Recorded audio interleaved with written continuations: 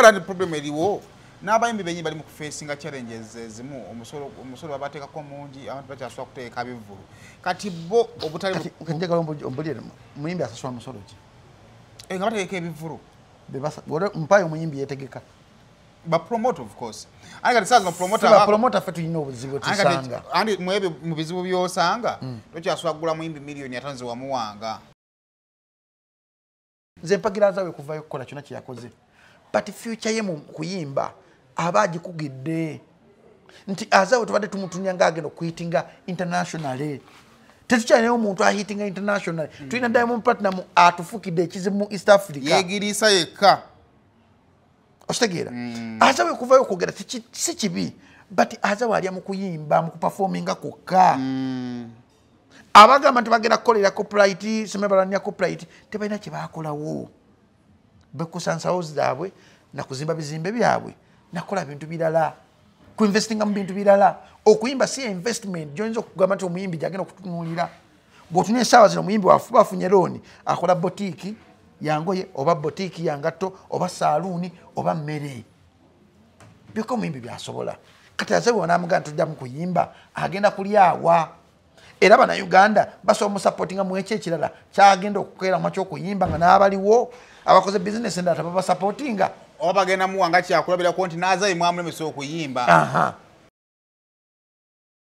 Obuzibu obuliwo bulimu nti Uganda ekooye terina mutima.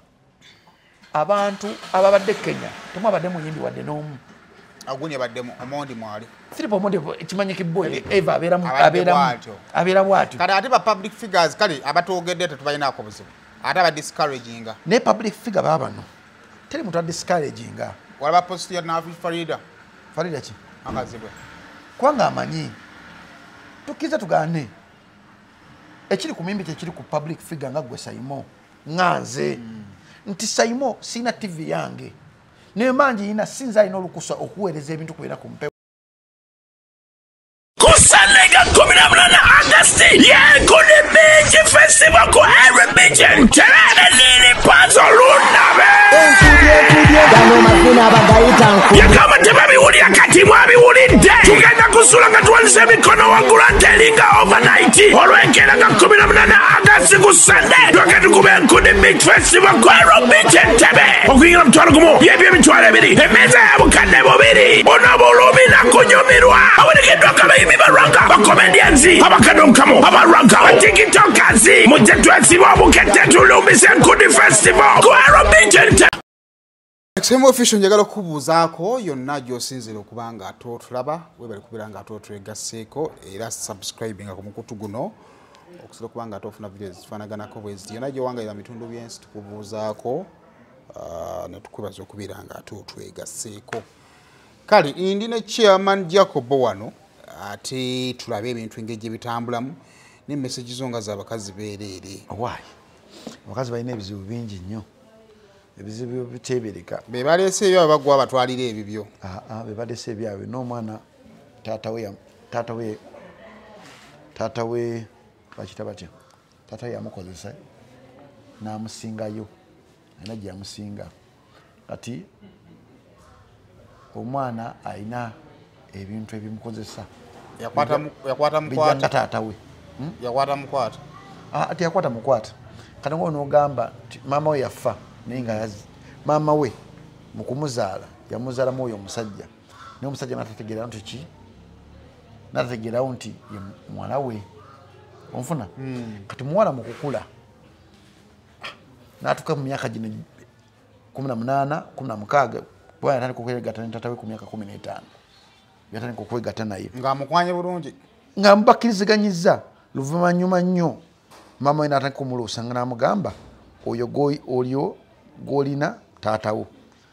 Kugenda mu DNA nga taata we uno. Prenga katirisaganya okuzanya ebintu by'abantu. Wagala biki nabwe twewakana. So bewakananga nga family nti kuli ku taata wo ng'ayaga basi tutwe paka kati saazo taata ya muhonga ekintu kijjanga taata we nkimukozesa kimuyisizza bubi kati ebizibu byembeeramu nga nze omuntu kati goli musawo muganda oli ki oba mu mateeka kati bakulumbanga jjako oba bakulumbanga nga meeya? I think abantu balina personalities ez'enjawulo ze bandabiramu. Mulimu oli andabanga kansala, ne mbamu oli andabanga omuyambi, ne mbamu oli andaba nga omwogezi ku bayimbi, mulimu oli andabanga omwogezi ku buli muntu alina capacity gyandabiramu. Omwalina wakulabira. Kati oyo boogenda mukolera ki? Kati ono wale nomwali era situ gwe nayina era situ ngayina ekizibu kyekimu. Wanange emboozi w'omuwala yankubirako ye taata we yamukwata bukwasi. Yamukwata bukwasi? Yakula talina taata we, mama amugaana, tojja kulaba taata mwesonyiwe. Yikabe na bawala ngeri gye bawazisa empaka. Omuwala akola ki? Akozesa empaka. Kati lumu maama we aba alina waali. Wabawo omwami ajja kati ng'okirabika omwami oyo taata amanyi gy'akola ki? Gy'ali.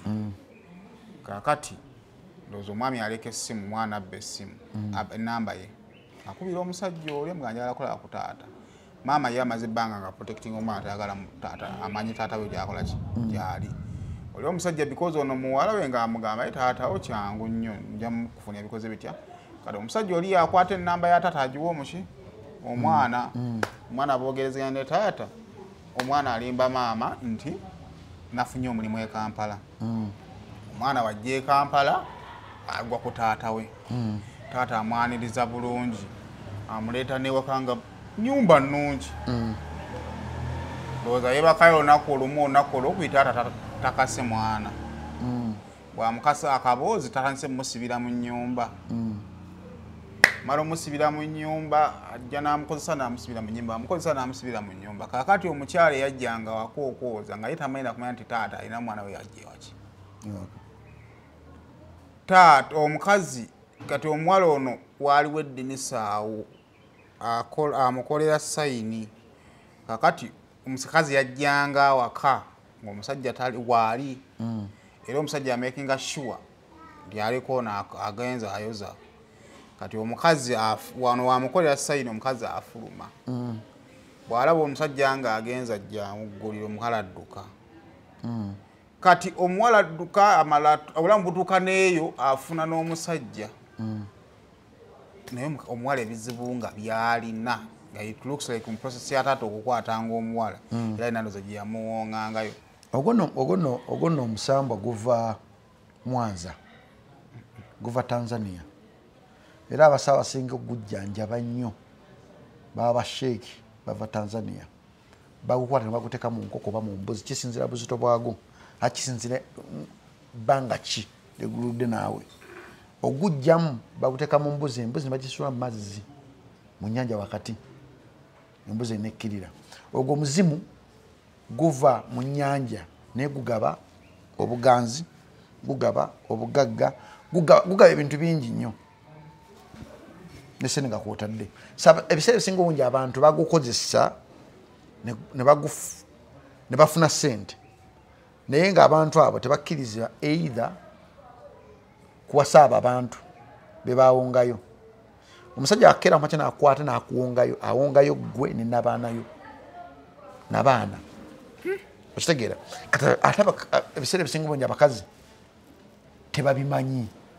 Ate n'ensi yaffe tesobodde basomesa nti omukazi osobola omugyamu omukisa gw'alina n'omulekera ekintu ekiri pressing ogwo omukisa gw'omugjeemu. Okitegeera gasobola okubbako omukisa gwe.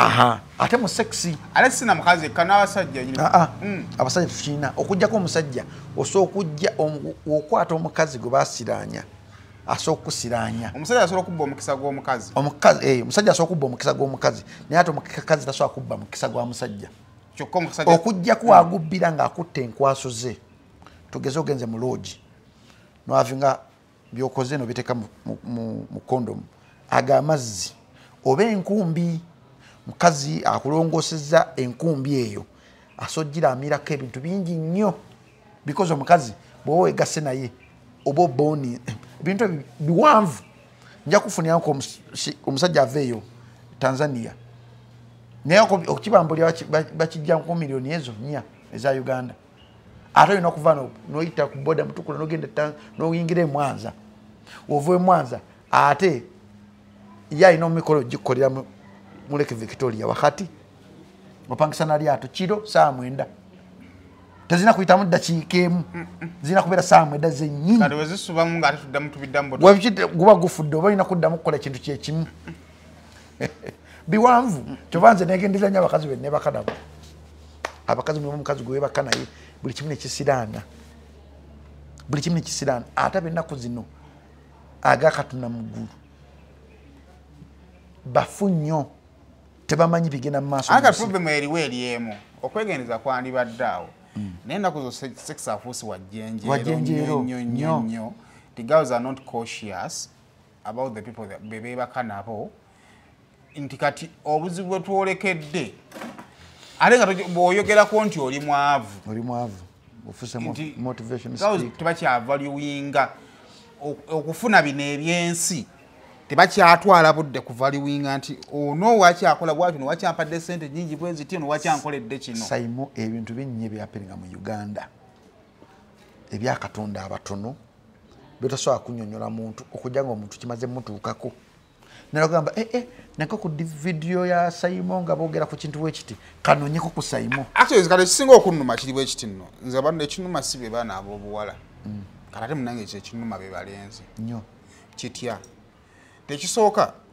omuwendo gw'abaana ab'obulenzi aboononeka nga bukyali mutono okugeraganya ku muwendo gw'abaana ab'obuwala aboononeka nga bukyali kati n'okugwa ku muwala nga yonoonese at 15 n'atoba n'ensi paka ku 25 emyaka 10 mingi omuwala aba akooye kati omuwala oyo n'agwa ku mulenzi eyatandise abawala at 23 ng'avudde ku university n'akola kati omuwala wa myaka 25 omulenzi wa 27 omulenzi ayagala kusetolinga n'afuna omukyala we alabika obulungi ku myaka 25 naye ng'ono omuwala alina history ya myaka 10 ey'okutoba n'osanga omuvubuka nga myaka 25 alina girlfriend wa 25 batoba bali mu kunoonya mwana n'ateekamu obudde ali mu kujjanjaba kino ekirwadde ne kino ekirwadde ye alwana kufula kubangaza girlfriend we naye nga girlfriend we singa addayo n'amubuulira emyaka 10 bye yalinga akola yabeeranga ku postina yajjamu embuto enebunamala mulimu omuzadde badde n'omwana we nga tamanyi omwana yajjamu embuto nga 6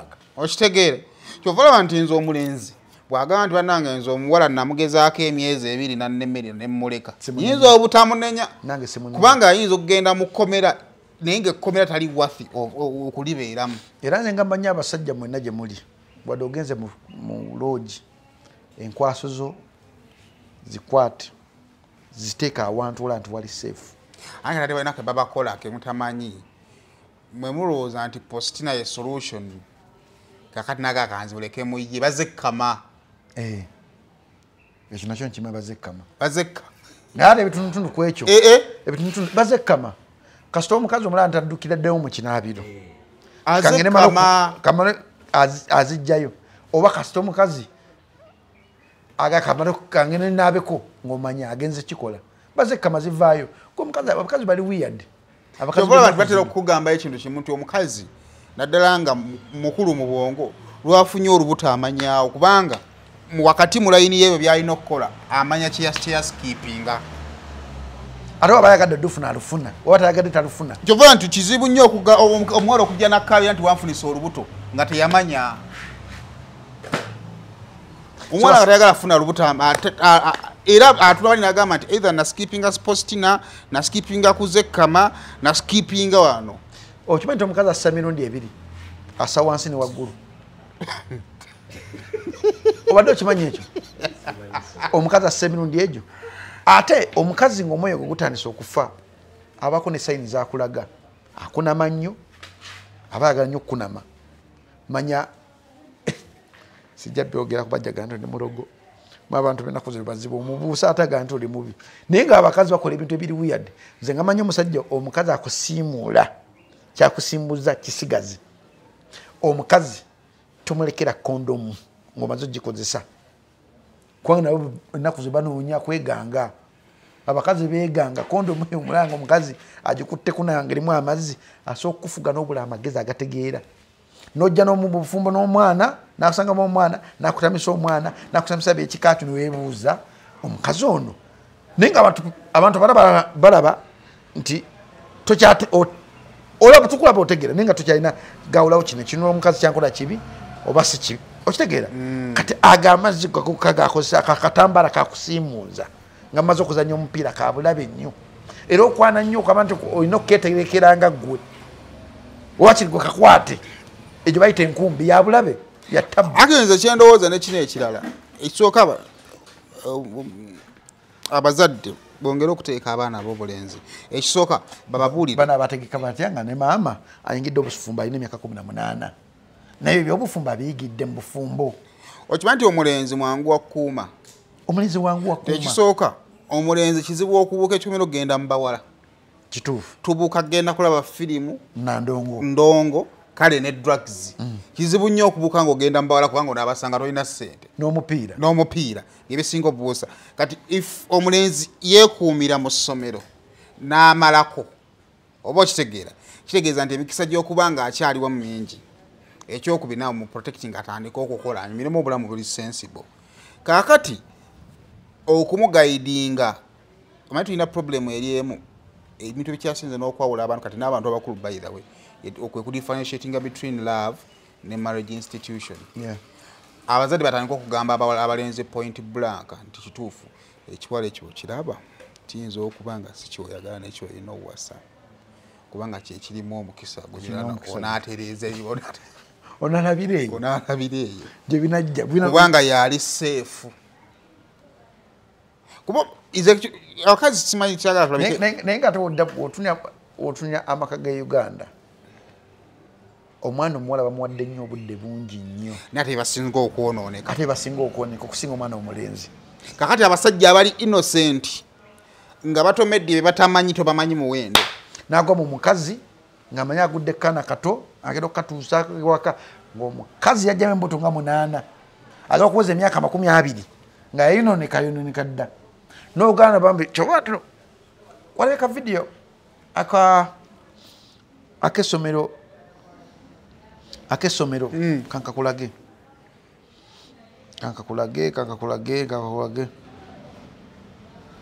akesomero Canada. Tewakyali kulinda kwonna olugendo lw'okulambula Canada luulu n'olugguse ojjukira ebiseera ebyo we twasobera ku Canadian Prairie era nga wandyagadde okulambula n'okutuukako mu bifo eby'enjawulo gye zisangibwa mu Canada omukisa guguno True Treasure Land International Safari tukutegekkedde ekyenjawulo n'akaseera k'essanyu okuyisa mu bijjaguzo bya Ssekukkulu n'okumalako omwaka guno mu ggwanga erya Canada twaniriza amasomero n'abantu ssekinomu abandyagadde okutwegattako okujja okwewandiisa leero era ng'okumanya ebisingawo tukyalireko ku woofiisi yaffe esangibwa ku luguudo lwa Seguku Katale ku kizimbe kya Mwerere Complex omwaliro ogusooka ekisenge M2016 oba otukubire ku +256 2 jangu tukutambuze okutuuka mu buli nsonda y'ensi ne True Treasure Land International Safaris okusala bwokwo bwe bweyamwa bwaffe.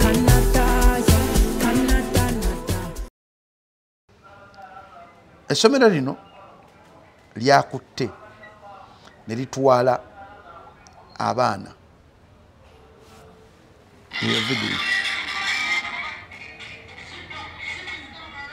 eyo vidiyo nno somero tujja kutunuzaako neyo temufaayo omwana wa ssomero baddansa gwetunula olabe ekigenda mu maaso wakalabye nga tebafaayo mwana muyizi yasiseeko n'akowa n'agawayi wa kinfa muyizi ali mu ssomero bakubye music azinye olugo lwambuse empale erabise n'atafayo nagibikako kyokka era mu audience mulimu omwana omulenzi mulimu omwana omuwala mu wiiki y'emu mu ssomero erimu eriri nateetaawo abalenzi 10 bibase ku mwana omuwala 10 boys nga bali ku mwana omuwala ogwo abalenzi 10 bonna babasibye omuwala ne bamuzaayo ewaka okitegeera kati ensi yaffe eri mu kufa nabadde nina endowooza yange Jacobo abakozi b'amasomero nekuza amasomero ga bbeeyi naye nze nsaba amasomero gongeremu ebbeeyi bwe nkuza omwana wange ne mmulaba nga mukkakkamu nga mbeere n'omukakkamu olwo n'omwana nga ekyamazima embala ye mulalu nga ezimu ku qualities amasomero ge zitwala is discipline. Tubeeyo amasomero agamanyiddwa nti eryo ly'abaana balalu era babakuumanga baki nga balalu avaamu olw'engeri essomero gye likuhandolingamu oveemu bw'ogaana okole ki kubanga problem gyendabye oyogedde statement nenzijukira linsomera katikamu bwe bangobe katikamu waliwo technical baali bagiyita Masurita Vocational Training Institute. Masurita ewakiso yerimu ku institute eyali ey'abalalu kati bwe bangobe ekatikamu saatagana kudda eno nayina sente nengane ne registering awa Masurita Vocational Training Institute wenatuuka enagwa mu bantu benjamu betufaanaganya embeera era kwena sijja kulema ati natulokanga nasomanga ontegeera because nagwa mu bantu abafaanagana nze balungi mu kutoloka okugenda okuba obudanke balungi mu kutoloka okukola ebintu ebyekisirusiru be baalinze naye okusoma nasoma era mu kumaliriza kwange bankwatiranga nnyo mu mize gy'okusula mu dormitory nga nze kyova olaba nti muwala wange wentaliko omulanga atandisa okukola emize gye nali nkola nga banyo Mukama Katonda njagala nnyo mwana ono alemekera manja kukola bye nali nkola era nfuufukamira nnyo ne musabira kati yeediimira agasiga akudda mu kusoma senior 4 weyeediimira ngamba nze sigera mu senior 5 daddy because mbikooye ne mugamba kiki njagala kugenda kukola business administration njagala kukola course eyo ne mugamba Melissa tula mmotoka ne mutwala buli gwe manyi ne mugamba gwe wasoma ki nasokedde wano na degree ya kino ofuna sente mmeka mitwala 3 mugamba Melissa manyi otekubanga aliwo omuntu akupika ove mu kusoma ogenda okola ki ogenda okole course naye bibine manga byogenda okusanga omukazi atasomye ku mulembe ejijja mu maaso ogenda kubonaabona nnyo bw'oba ogenda tugenda kusoma business administration ng'omusaala gw'abantu gwa business administration ku mukazi asatwana tosukkaawo okujjako ng'olina akutaddewo nga boss baawo naye mitwala kwaga ate ekifo ekyo bakirira nnyo kirekawo nga kyakufuniramu buntu bupya ne mugamba Melissa issues ziri bbiri either osome eby'omukono eby'omutwe enviiri tutandike saaluuni oba si ekyo nkutikka ove mu Uganda ogenda osoma ebyo oyagala okusoma ng'otoli mu Uganda because nze ndaba wano nina ba enemies bangi bomanyi ne bootamanyi oli gwategera nti gwe Melissa ng'agenda kujja akwagale none because akwagala naye because nti taata we yayogerako ekigambo ekyaleetera mukazi wa girlfriend we omukyawa nga ze kukolako revenge ekyo kisoboka kubanga ensi yatabuka nasooka atuula wa nagamba byembiri byolese proposals olese nziraba ennungi nebutulengana Mukama Katonda omwana olese ne proposal tunudde namu naye tugende nebbiri kansooke njige ebyomutwe ompangire ngende wabweru nga nirabye ddala nze binali nkola edda okitegeera so ntira nnyo nengamba abazadde bw'otayomula muwala wo bw'otayomula mutabani wo ensi egenda muwemula ensi ejja kutuuka ekiseera emuwemule akole ebintu by'otaakolangako oluusi akole ebintu ebifaanagana byewakolanga omwana omuwala essaawa zino wabulabe nnyo eri Uganda because omwana omuwala watafuna guidance ng'akyali muto kyagenda okwetikka kigenda kufaanana nga maama we kigenda kufaanana nga obulamu bwe yatambulira agenda kutandika okufuuka maama ku myaka emito ng'akyali mwana nga n'obwongo bwe buto kyova olaba bw'olaba vidiyo eno omwana yagenze n'azinira abaana banne empale olugoye ne lwambuka waggulu nga ne batica mwe bali tebaafudde balikodinze bulikodinzi ne bata vidiyo empale ng'ogiraba ng'ekiri munda okiraba omanyi kyetolokedde nti tulina institute ezaafa buli wamu amaka agantu badde gasooka okugonjoola abaana betuzaala gaafa kyaki emizikiti kereziya biki byafa abatutuwala bafu kati ensi egenda muwawa ate ensi weegenda muwawa abatuuze abalimu ne batuuka ekiseera nga tokyasobola okusevinga mitwalo egyo ojja kuwulya ekikuta obudde kyejja buta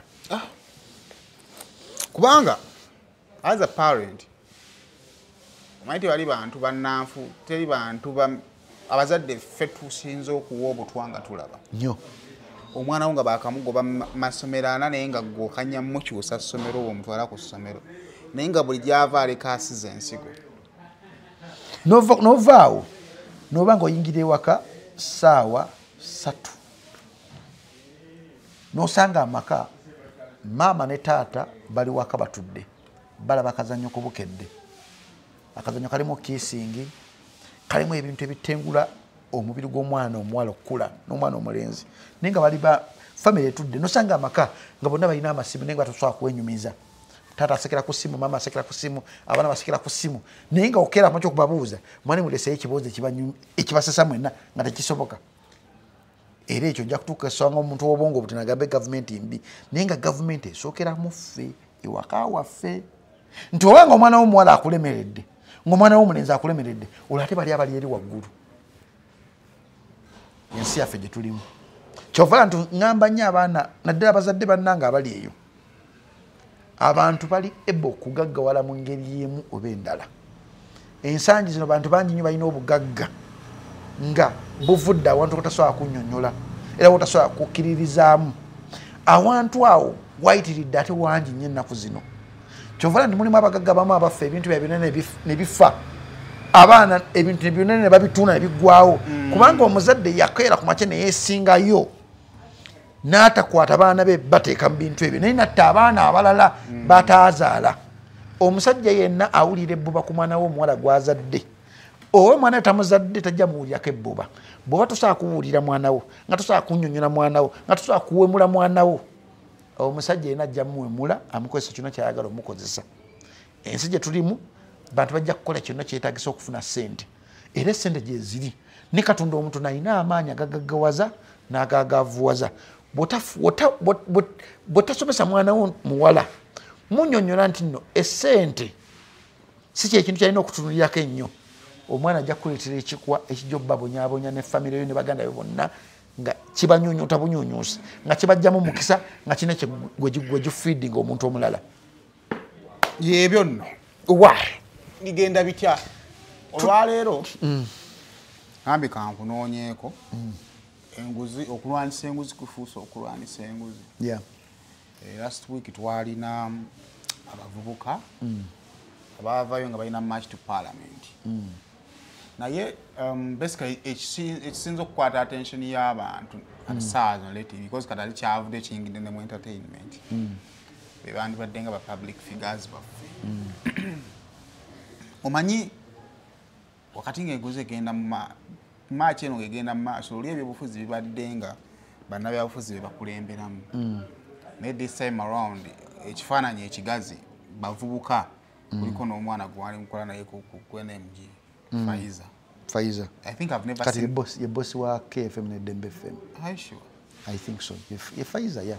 Mbadde simulabangako anywhere in politics. Those are some of the new faces zolaba badde bakwata abaana nga bali don't leave me no zezisinga okukaba actually Faiza bamwadde ne bail laleero n'avaayo bamusibye bamusiba so they are new faces kati ekyasooka the first insight be baali abaavaayo nga bali negative towards it kyendowooza nti maybe ku kya bulijjo bo kye baali bamanyidde nga balowooza nti okuba kwekalakaasa balina bba bannabyabufuzi era nze ndowooza the first comments za abaaziwa balowooza nti okwekalakaasa NUP yakukulembeddemu nga beignorinze the fact that bavubuka leero bebadde bakola ki kati ayazzeeko awo ye mwana muwala azawe akutte ejjembe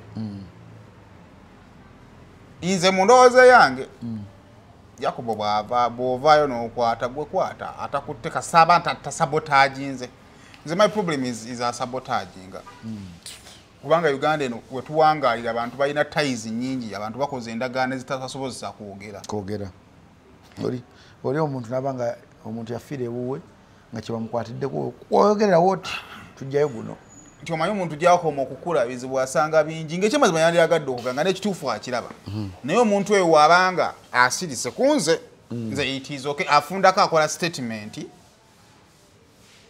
ewugula abamu kubanga buli ekibafuula ba public figure balina ababagoberera nina atabukira banne abasirise n'abyeko lutala awo nga atabuse n'agamba bannaye uba osazeewo okwogera yogera ffe twayogera dda twayimba dda naawe oba oyogeddeko ate nga mutuufu omanyi Simon industry ya Uganda omuntu kasita aba n'oluyimba aba amanyi nti yalina akati wenkuzzaako emabega David Lutawe yali yakyaka ennyo yakubako oluyimba lwebeta ngomba zange weyafuna obuzibu nenuupu nayogera byeyayogera eyo nebamukyakira yadda mu studio narekodinga oluyimba babongote naye nga owulira oluyimba olwo lulimu ebintu bingi nyo ebyokuyigamu President wa Nigiina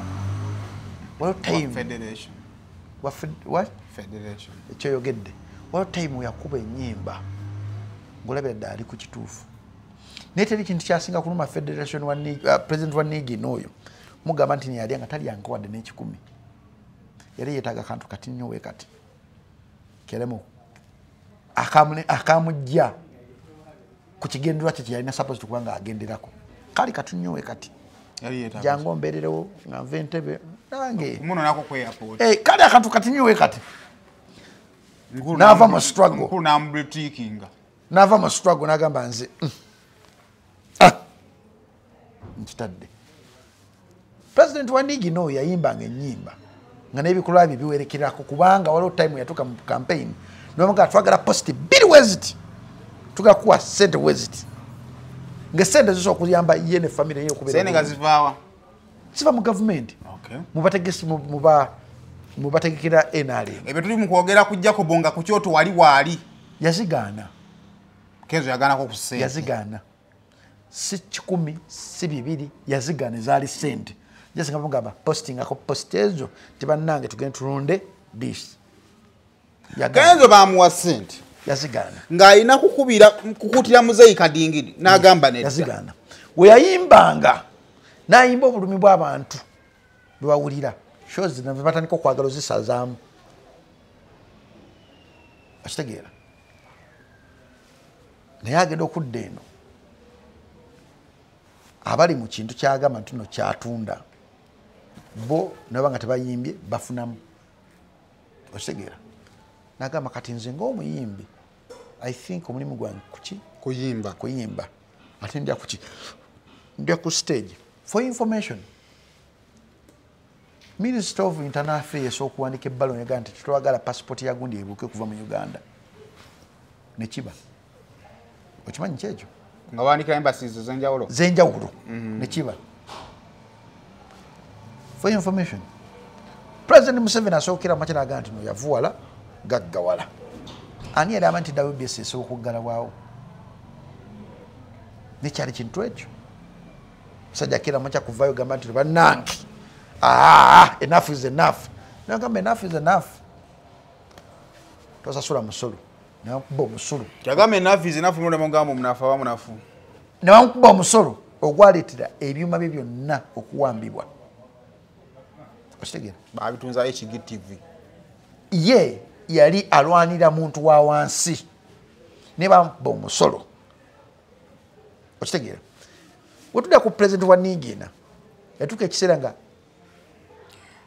okuyita oli President wa Nigiina otekawo just ka diversion kulaga nti omwogerako ebirungi ate nomuyita President wa Nigiina si diversion si kyali wange yantama naye reality amazima gaba mazima kale omusajja oyo yatuukako ekiseera nga ali mu mbiranye nga newomutegeka sho okufuna olukusa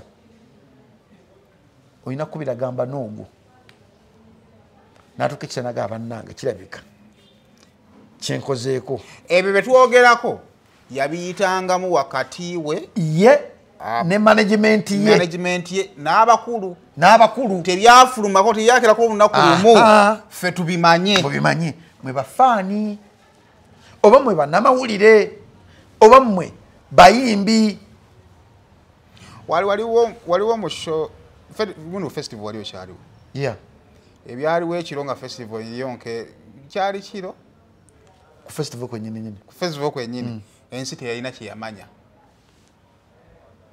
okitegeera kakati wenkuzaako era sitiru emabega omusajja Bobi Wine oyo golaba kuvadde wano yakulaga nti naye ali bwati nti ayimba oluyimba najjako mu ghetto n'abongako ne bali abali mu buyinza kwa Kayihura yali kyaliwe namukozesako n'omukozesa okukyusa abantu b'omu ghetto. Nze kyampa ekintu kimu kyokka kye nategeera mu byobufuzi nti ebyobufuzi buli muntu yanesaanye abitegeere abimanyi nti tekiri kigambo ky'owulira nti politics tekiri kigambo ky'owulira nti byabufuzi. Nze nali nnwanira akatale k'ezzana nga waliwo omuntu wa State House eri akalidde musajja yankubira esimu nga Jacob oli muto mu byobufuzi byoyingiddemu naye oba oyagala kutandika bwotyo bagenda kukuziika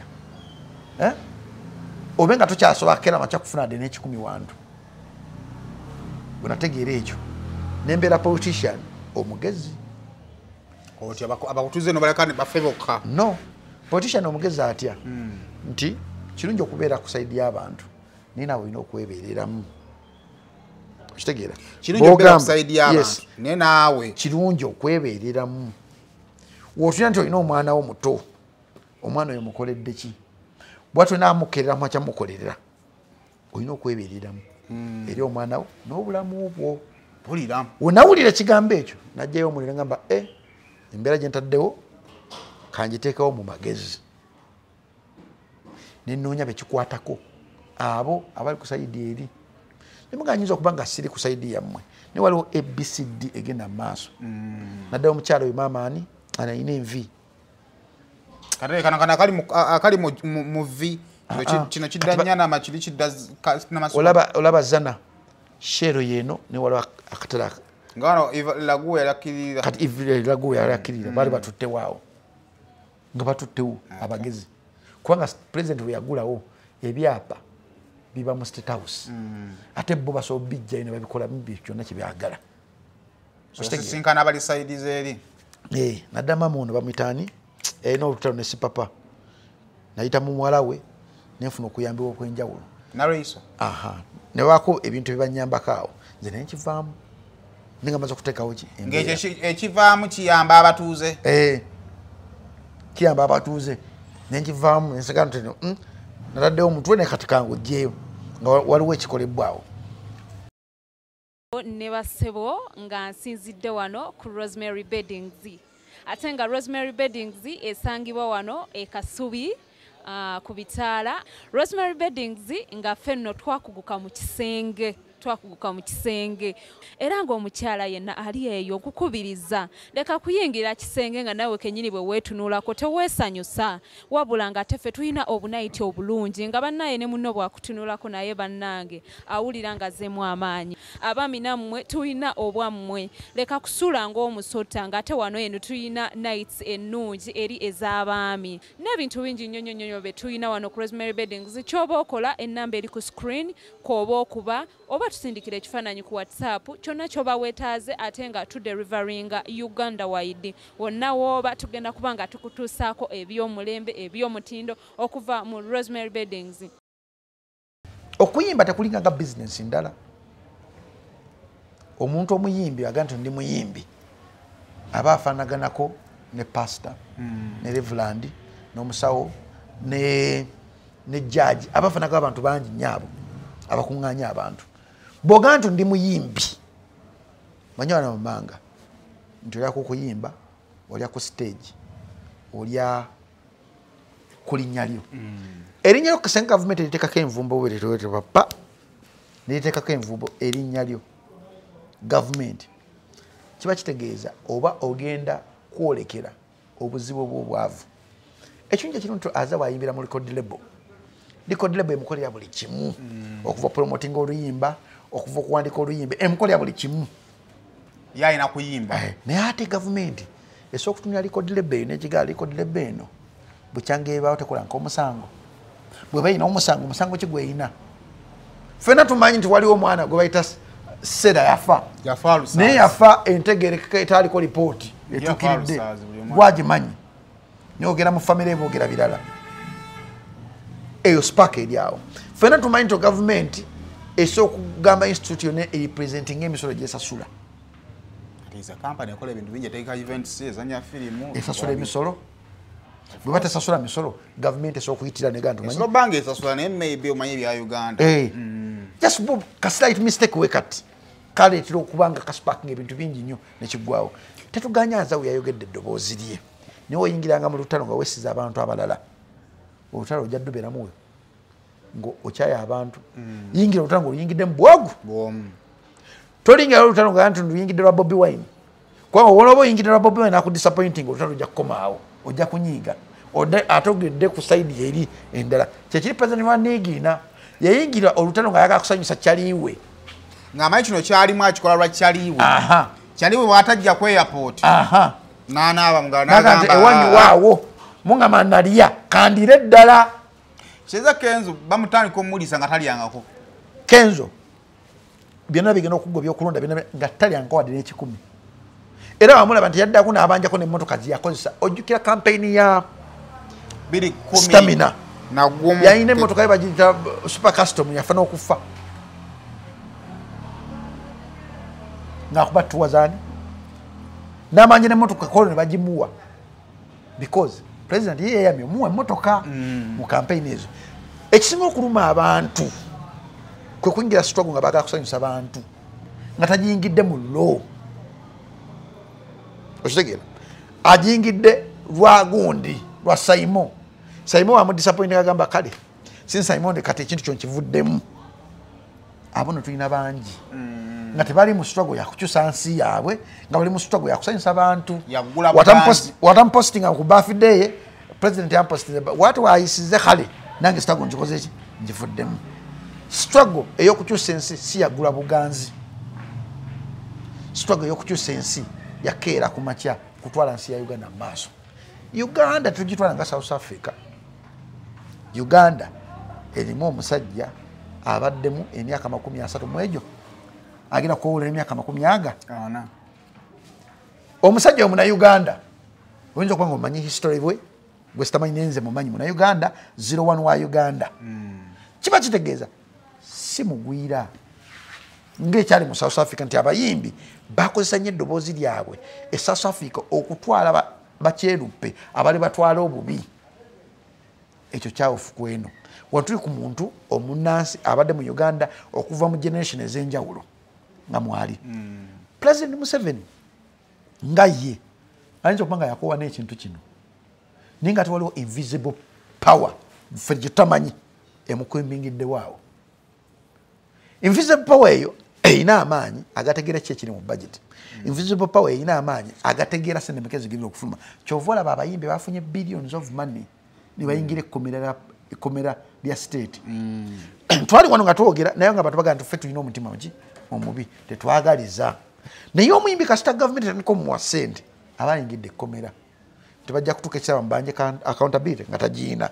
Bajja kutuuka bamubuuze essente zetwakuwa wazikozesa nga talina kyakulagawo. Kiba kitegeeza sirika leka gavumenti nga wetwaza ekintu kyayo ekitwaze. Essaawa zino bapromota bagenda wa Salim Saleh ennaku z'omwezi 15 nabo baagala ssente zaabwe. Salim Saleh zebasuubiza. Salim Saleh ssente azijja mu gavumenti ya Museveni. Oli muganda we aba alina okumakinga sure nti akuuma muganda we ku ntebe. Ezaakuwa zirina kunyweza muganda we mu ntebe. Nze kati obubaka bwe njagala okuwaaza we kirungi nnyo okudda ku sayidi y'abantu. Naye emyaka 5 from now emabega wali muyimbi ayimba nga obakinze. Simanyi mu myaka gino 5 okozeewo business nga okuyimba ekunakubanga ku stopinze business ejja kuwanirira. Ate Abannayuganda nga bemba manyi Abannayuganda tebasobola kusupportinga online ng'omuyimbi.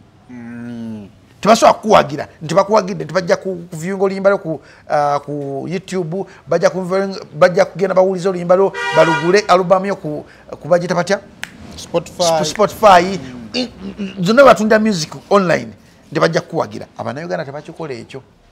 Oba kubanga oli mu Tanzania Abatanzania bakikola n'abana Kenya basupportinga naye Bannayuganda mwabalema obasomesa engeri bayinza obasupportingamu nga temudipendinga ku performings.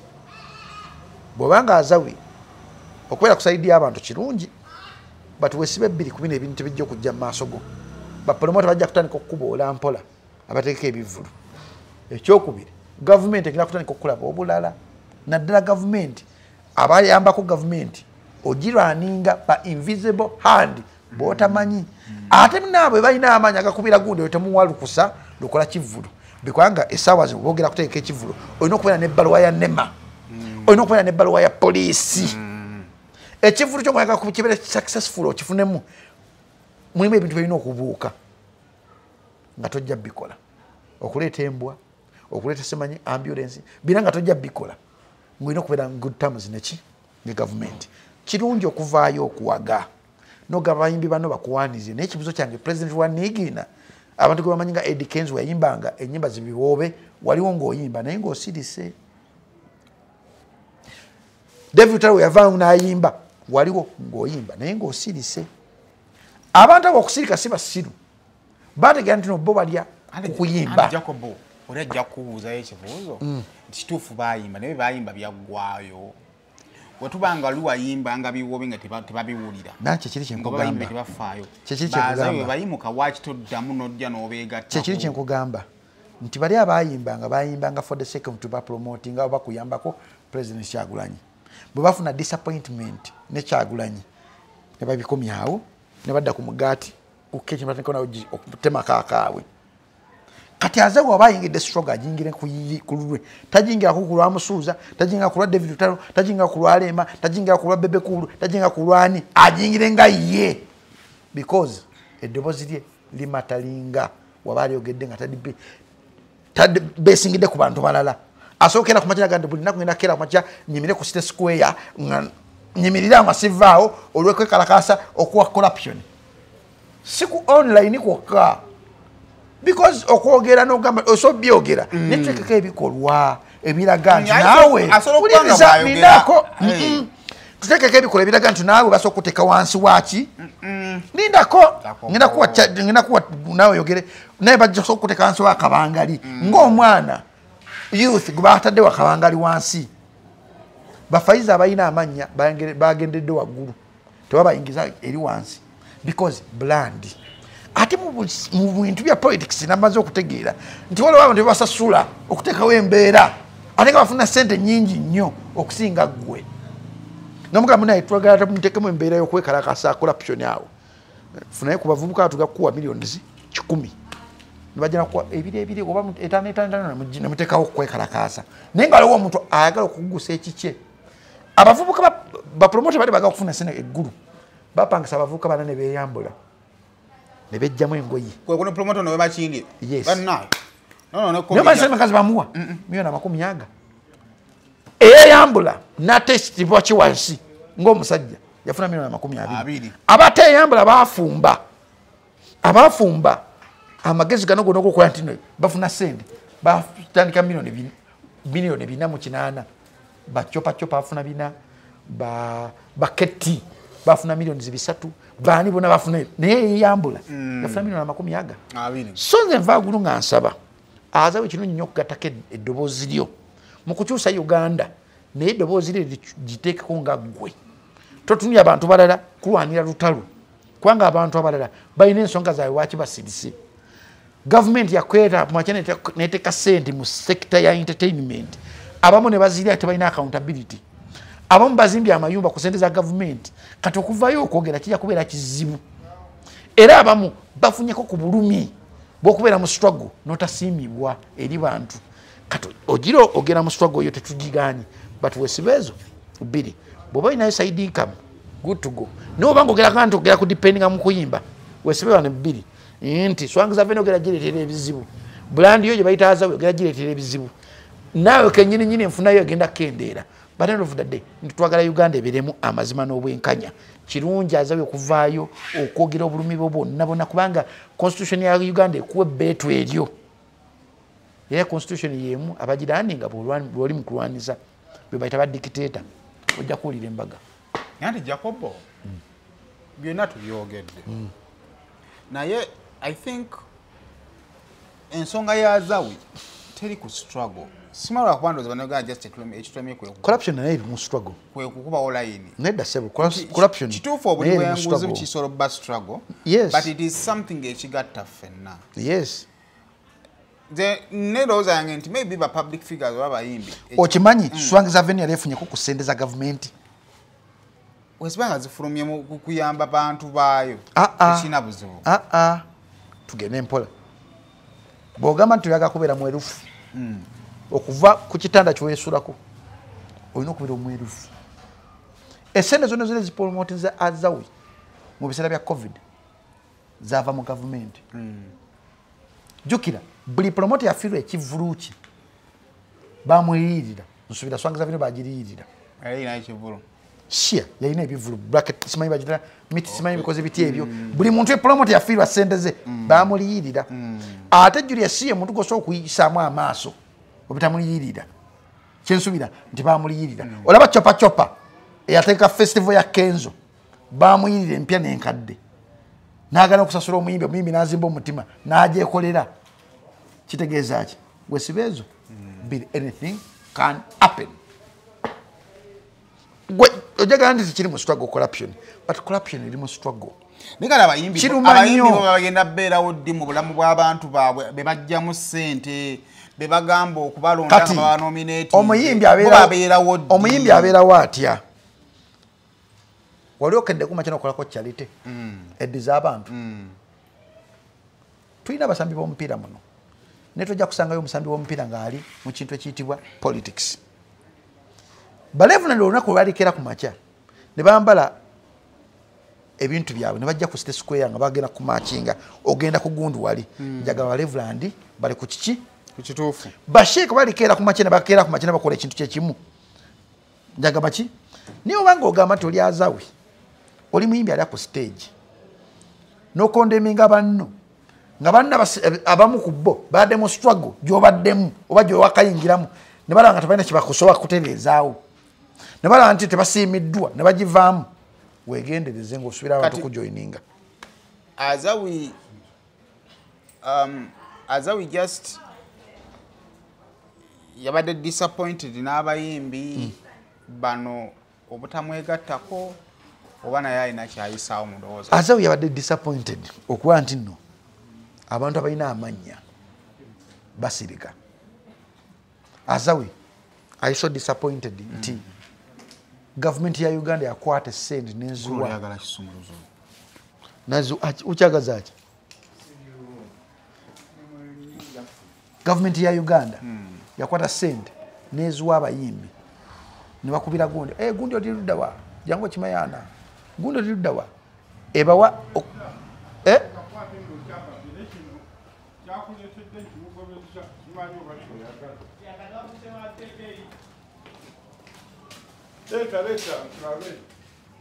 Enkofira ewa meeya. Ewa meeya. Kati ya mukyalo bagenda jjamba za. Kale sebuno.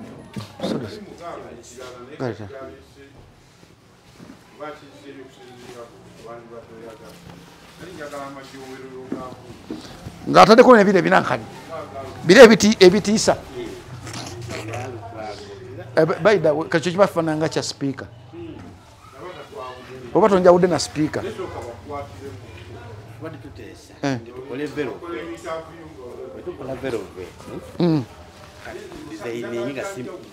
Designing nga simisifu gino wano mu maaso wansi ebere Uganda flag wano mu maaso designing ebintu ebyenjawulo wa kale kunzegeza muntu ayina omuntu omunene kino kisobola okuntuuka nedda okitiibwa okikwata voti mpola wakwata voti sepola kutayingira ate akatoko katono naye obusanga ali obulala kankwambazi nekitiibwa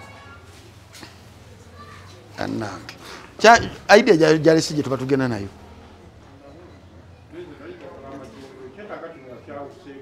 nga kyawuse ku kya speaker kikifanagana kya speaker ekiba kitwawula tekibaawo niyanza nnyo ssebo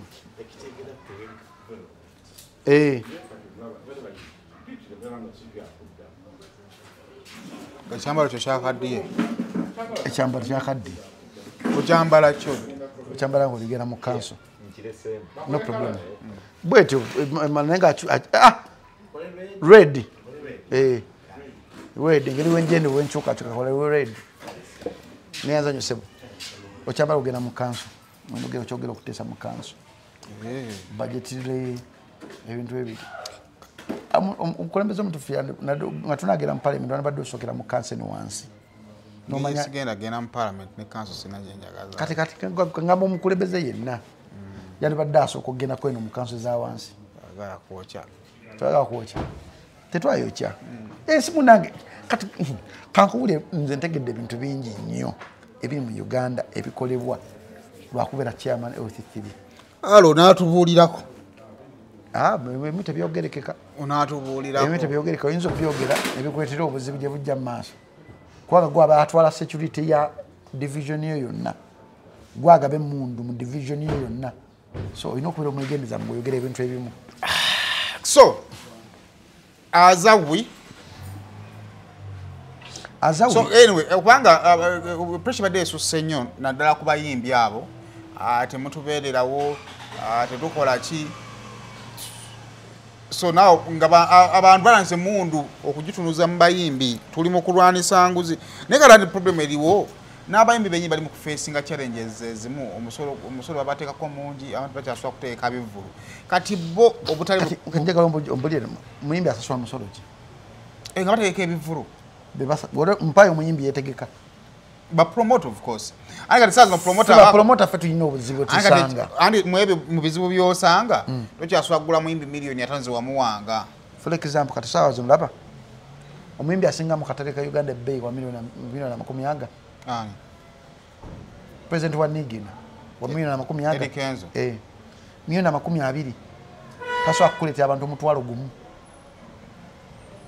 abantu abangi basobola okuleeta abantu 10 ku 13 ze milioni 10 ku mutwalo twogera mu katale akokuteeka ebivulu akalimu abantu abali oppressed abatalina ade n'ekikumi ajja mu kivulu ng'azze kulaba kya mutwalo nti mu Uganda ne sawa zino omuntu omuyimbi bali banna president wa Nigina Shiba Kalungi David Lutalo n'omulala Lema Namakula abakola ki bebasobola okukuleeta abantu ku 10 ku 15 ekyenjawulo ekiri ku president wa Nigina nti ye w'omupangisa nti tayimbayimba ng'ate bano abasatu abalala bakola nti mpuliriza ojja mutimba omugambe nti bagenda kutimba Jinja tojja muya nti ajja kuyimba ye Jinja tojja musanga ambiko naye ojja kupangisa abalala omusange nti omupangisize Jinja ayimbe enamataba ayimbe emukono ayimbe abuke wagende ayimbe abalala obalanga n'obalanga mu kivulu najja n'ayimba ku mbaga kati abayimbi bali banna abayimbi abo be balina kukaguwa akakuleetera abantu 10 naze 10 olina okuba ng'olanze bulungi ani president wa Nigina mwege mumanya nga Eddy Kenzo omulala gwe bayita Shiba Kalungi omulala bamuyita David Lutalo bamuyita Lema Namakula basobola okuleetera abantu 10 ku 13 5 naye olina okuba ng'okoze eki olanze Lema Namakula milioni 10 be bantu 10 David Lutalo milioni 10 be bantu 10 nga akubye band banga akuba CD byonna boyaga oboga ako CD 15 manga ne live band ye Shiba Kalungi wa milioni 10 be bantu 10 promoter akozesa okupromotinga show milioni 13 kisinziira bwota kisa Freedom City ogakosa milioni 6 promotinga Freedom City ejolabe boge nakola cricket oval oyina kuya ne budget ya milioni 10 plus boge nakola wali otwakola festival obogi nakubera milioni 3 plus boge nakola e Masaka ku Maria Floba wa oyina kubera ne ekitini nnyo milioni 10 boge nakola joggies Bulaga ekitini nnyo oyina kubera ne millions 5 boge nakola Kavumba Recreation Center ekitini nnyo oyina kubera n'okulanga milioni 10 boge nakola ekifo ekirala kumisa kyakolamu ku Christmas bakita batya kiri awo ova ku joggies bakita batya ku luguudo olwo Forest Park Buloba ekitini nnyo olina okukola ne millions 10 eziranga boge nakola Uganda Museum gundi eno zoo ekitini nnyo olina okukola ne millions 10 be bantu omutwalo gumu okulanga just nga tosobola kufuna abantu emitwalo 2 kyova olaba bapromota bangi nnyo batandise okivaamu mpola sorry but sure Ostegeera bw'obanga ogamba nti no Eddie Kenzo atwala milioni 20, Shiba atwala milioni 10, Lema atwala milioni 10, David atwala milioni 10 ne 15, kiba kitegeeza olina okulanga n'ofuna abantu 15 nga capital wo alangisiza okunganya bukadde 5 omuyimbi omu okunganya bukadde 5 nagambye Shiba akuleta abantu 35 nekugamba Kenzo asobola okuleta abantu 14 kisinzira ngeri gy'omulanzeemu naye obanga Kenzo atwala milioni 20 be bantu 12 ng'olina okuteekako sound ye gyayagala ya milioni 10 be bantu 10 ze milioni 30 asatu zigenze olina okukeera kuma ky'okukola posta biki bikiddookiwaka milioni kiba kitegeeza olina okufuna abantu 7 ku 6 ng'amagoba akale bina Jacob nga obyogedde omuntu n'akubuuza nti omukisa gwe baguze ogw'okwogera ku nguzi ng'abayimbi bemubibazo bitegeera why would you keep quiet wasirikira waawano because Uganda yaffe terimu bwenkanya yogera kuliriza Uganda yaffe terimu bwenkanya kinaakulumya nnyo nti essaawa zino azawi nga tasobola performinga wantu wonna mu Uganda nga mutaddeko envumbo tukirize tugaane ebyaddala nze mpagira azawe kuvayo kukola kyonna kyeyakoze but future ye mu kuyimba aba agikugidde nti azawe tubadde tumutunya ng'agenda okuhitinga internationally tetukyalinayo omuntu ahitinga international tulina Diamond Platinum atufukidde ekizibu mu East Africa yeegiriisa yekka okitegeera azawe kuvayo okwogera si kibi but azawe alya mu kuyimba mu kuperforminga kwokka abagamba nti bagenda kukolera copyright semebalania copyright tebalina kye baakolawo bekusansawo zaabwe nakuzimba bizimbe byabwe nakola bintu birala kuinvestinga mu bintu birala okuyimba si investment gy'oyinza okugamba nti omuyimbi gyagenda okutunuulira bw'otunya essaawa zino omuyimbi wafunye looni akola botiiki yangoye oba botiiki yangatto oba saaluuni oba mmere byokka omuyimbi byasobola kati azawe wanamugamba tujja mu kuyimba agenda kulyawa era bannayuganda basobola omusapootinga mu ekyo ekirala kyagenda okukeera mu ky'okuyimba nga n'abaliwo abakoze bizinesi endala tababasapootinga oba bagenda muwanga kyakulabirako nti n'azayi mwamulemesa okuyimba kubanga gwe balemesa bwe ntukize tugaane ye president wa opposition eriko nti opposition eriko afuna funds newabanga talina funding ba MP basoga makale bannayo tumuwe emitwalo 5 bamuwa kadde wempulira mbu ne government emuddizayoko ku ssente mu iPod okitegera kati azawe agenda kujjawa anafuna ssente mu iPod Almutawa Enterprises Limited bano be bakafulu mu Real Estate Development oyagala kutunda oba kugula ttaka Almutawa Enterprises Limited be bakafulu balina polote enteeketeeke obulungi ate ng'ebbeeyi esobokera ddala ensonga zonna ez'ettaka n'oddikulakulanya zonna bazikolako bagula n'okutunda amayumba ate basolooza n'ennyumba z'abapangisa ku lwa Land Road kwagatta n'okulabirira ennyumba zo Almutawa Enterprises Limited beerufu Almutawa Enterprises Limited esangibwa Nansana ku Hoima Road mu Nansana Municipality oyinza obafuna ku ssimu 0705479993 oba 075339 ne ku ssimu ya WhatsApp +973623889 teweerabira Almutawa Enterprises Limited. kati ekibuuzo ani alina okulwanirira abantu na Uganda abanyigirizibwa abannayuganda bokenye balina okwerwanirira babayimbi bajje beeyagale bweyagazi batya singa omunnayuganda abeera n'eddoboozi limu n'agamba ennaafu is ennaafu tukooye Uganda esobola okukyuka naye obuzibu obuliwo bulimu nti Uganda ekooye terina mutima abantu ababadde Kenya temwabadde muyimbi wadde n'omu aguni abaddemu Omondi mwali Philip Omondi kimanyikibwe Eva abeera bwatyo kati ate ba public figures kale abatoogedde tetubalinaako buzibu ate aba discouraginga ne public figure babano teri muntu discouraginga walaba post ya Nafi Farida ki akazibwe kwanga amanyi tukiza tugaane ekiri ku mimbi tekiri ku public figure nga gwe Saimo nganze nti Saimo sina TV yange ne manji ina sinza ina olukusa okuweereza ebintu kubeera ku mpewo bajja kera machiba provoking license yange bamita Faiza eyekalakasiza wa monitor fena tukimanyi nti monitor era against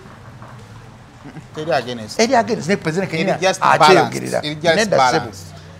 Ne president Kenyini agamba nti monitor nze nali nkirabyeko nagenda kuba kumitinga president nagamba nemubuza ebibuzo byange namugamba nganze nambuza ku byoyogedde okolawo nemugamba nkola ku monitor nagamba no wonder you people you don't like me no matter what wenakolako ekyenkana temunjagala naye abantu nga mabogerayo muti kibaluma bwavu bakwe milioni 8 Ogulamu zino emotoka. muganda wange nava mu meeting eyo wenaga siddamu kunyingira president Museveni weyagamba okumpa milioni 8 Nsebali nagamba olaba ebyaddala tugakwako milioni 5 kwa milioni 5 oli agenda waliwo negera okufunya nga abantu bagenda Ani akuze ebbali? gwe bagamba ozimpa tugera kudda eno simanya ate gundi kati esaazo naffe tulina okulyako ngulebe ddala corruption buluwa ne byaga ntiro kino kikolebwe mulimu corruption nagamba Jacob waabwe agamba bakuwe mu 8 ne bagamba kuwe 5 kati bafauza Notwale 5. nazibalekera naga Nedda Ssebo muzitwale Wazilekera. nazibalekera kubanga bebagamba abo bisajja kwogera reason being mpuliriza bulungi Abozigo Jacob nno gatama.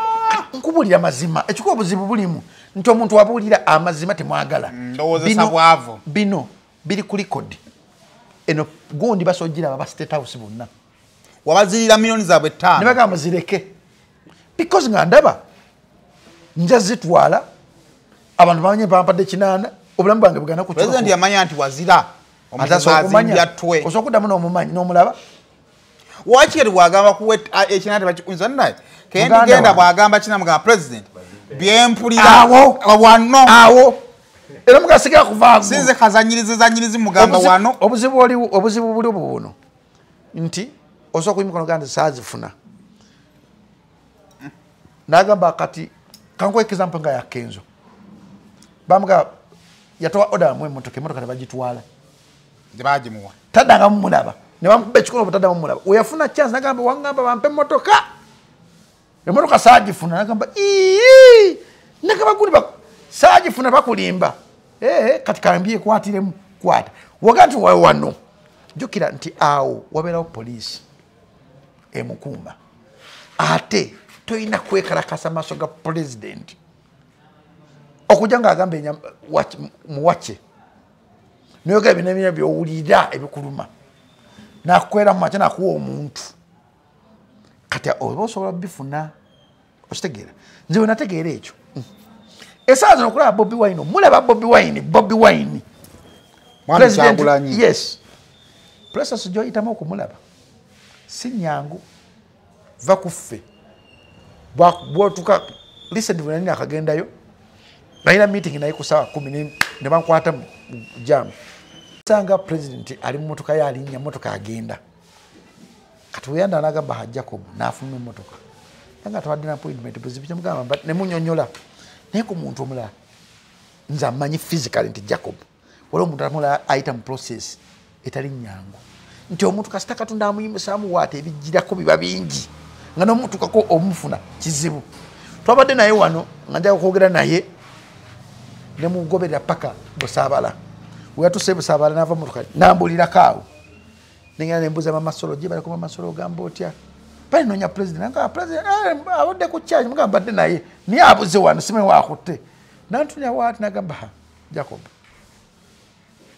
nasirika nenkwata nga edi muntu nga tasobola kugamba nti ali wano abamwetolodde basobola kugamba nti ali wano nange nzange omukujjukujju nenga nina okunoonya mulabe wona waali wano nagera omusanga ngaali muki musajja ato nga akooye ngaebyaddala ddala akooye nemugamba president mbale saa kwogeramu naawe naye kireka okooye nagamba nkooye naye mpamu dakiika 2 mala okulya fruits nziremu neziggwako naga jangu nentuula awo nenjogera naye olaba Bobi Wine otuuka ekisiro okumunoonya nga tosobola mulaba olwo ate oli bwakuwa sente kati bamafia bali mu system ya government ya Museveni baliwe nagamba abeera mu corridor of power basobola okutegeera nti Hoima agenda kubeerayo amafuta nga gwe munnansi tunaakutegeera ne bajja bagula ebyalo byonna mulaba basenze kweyongera ku kyalo ate bagaba sente ne bajja ne bagula ebyalo ne baba ne babitunda ku sente nyingi nga babiguza government mafia asobola okutegeera nti oluguudo ne bagera ddukola n'ateekawo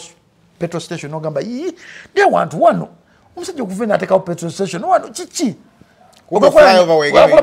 nkulakulanye omusajja ono yali mugagga yabaza yatunda mu maaso kumbe ali mu cold of power abantu abali mu cold of power bakeera mumanyira baga nti abayimbi bagera bawa billion weziti ne bakugamba kati ani alina influence ennyo gundi sooka ojje ndese ddiiru tolako percentage weti yaffe omupiira ogugusa ng'omuntu alina okugugusa omupiira kyova olaba ne wano ku gundi ya Salim Salene hoteri eri wano emutundwe senga omanye sente zeyafuna ku sente zebafulumya ebintu ebiri mu gavumenti birabe dduka ate buli muntu yena yandisaanidde abeereko ayingireko mu politics amutegeere bwobanga tosobola kera makya kukyusa kintu tojja kitegeera soka okitegeera oleka okikyusa byebyange mweraba simbobi basibire bulungi mweraba